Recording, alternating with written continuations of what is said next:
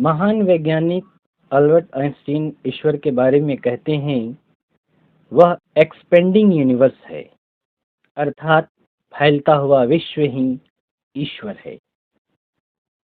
लेकिन दूसरी ओर मनुष्य का जो ईश्वर है वह तो मूर्तियों और मंदिरों में बंद है। उसे तस्वीरों में जड़ दिया गया है और वह बच्चों के खिलौने से अधिक नहीं है। पुजारी और तथाकथित भक्त भगवान को खिलाते हैं, श्रृंगार करते हैं, सुलाते हैं, पंखा झलते हैं और भगवान का विवाह करते हैं और उनका जन्मोत्सव भी मनाते हैं। असल में अपना ईश्वर हमने अपने ही हाथों से बनाया है, इसलिए हम उसके साथ चाहे जो खिलवाड़ कर लें, वह हमारे स्वार्थों को सहारा देता है। वह हमारे लोभ और द्वेष का पोषण करता है। एक दार्शनिक ने कहा है कि हमारा ईश्वर मर गया है, तभी तो इतना दुराचार, अत्याचार और दुष्कर्म संसार में हो रहे हैं। इसलिए आज आदमी के हालात देखकर लगता नहीं कि ईश्वर कहीं जीवित होगा। ईश्वर शब्द का अर्थ है ऐसी शक्ति जो ऐश्वर्यवान है।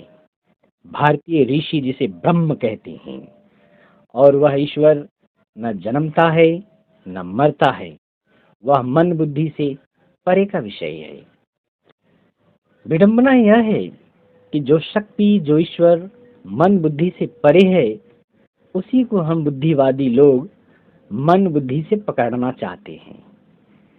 यही कारण है कि अशरीर होने के कारण लोगों ने ईश्वर की मूर्तियां बना ली।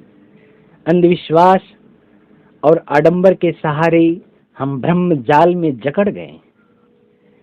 धर्म के ठेकेदारों ने धर्म के नाम पर ईश्वर को प्रोडक्ट व मिथक के रूप में प्रस्तुत करके लोगों को गुमराह किया है। फिल्मों में जब नायक या नायिका पर दुख या संकट का पहाड़ टूट पड़ता है, तब उसे ईश्वर की पूजा करते दिखाते हैं। सुख होता है तो ईश्वर का नामो निशान नहीं होता। तात्पर्य यह है कि क्या ईश्वर मात्र दुखों के समय ही याद किया जाना चाहिए? भक्ति भाव के नाम पर मात्र दिखावा या आडंबर होता है। असली ईश्वर अशरीर होते हुए भी हमारे संग सदा मौजूद रहता है, लेकिन उसकी पहचान न होने के कारण हमारे मैनेजेबल ईश्वर बना लिया है। मैनेज करने के लिए हमने एक ईश्वर का निर्माण कर लिया है। ईश्वर के प्रति प्रेम भी है और भय भी है। इस प्रकार हमारा ईश्वर दुमुहा हुआ, क्योंकि जहाँ प्रेम है वहाँ भय हो नहीं सकता। ऐसा स्वयंभू ईश्वर जो हमारे ही हृदय में विराजमान है, उस तक हम पहुंच नहीं पाए। धर्म के पुजारी कहते हैं ईश्वर से डरो, लेकिन ईश्वर तो प्रेम का प्रतीक है। धर्म के पुजारी कहते हैं ईश्वर से डरो, और स्वयं ईश्वर कहते हैं हमसे प्रेम करो। आनंद देने वाला है, उससे डरने का कोई प्रयोजन नहीं है। ईश्वर चैतन्य सत्ता है जो अनुभवगम्य है। भगवान श्री कृष्ण गीता में कह रहे हैं कि इस संपूर्ण सृष्टि में मैं ही हूँ, ऐसी कोई जगह नहीं है जहां मैं नहीं हूँ। ऐसे ईश्वर को जानने पर ही हम ईश्वर के नाम पर हो रहे पाखंड व अंधविश्वास से बच सकते हैं।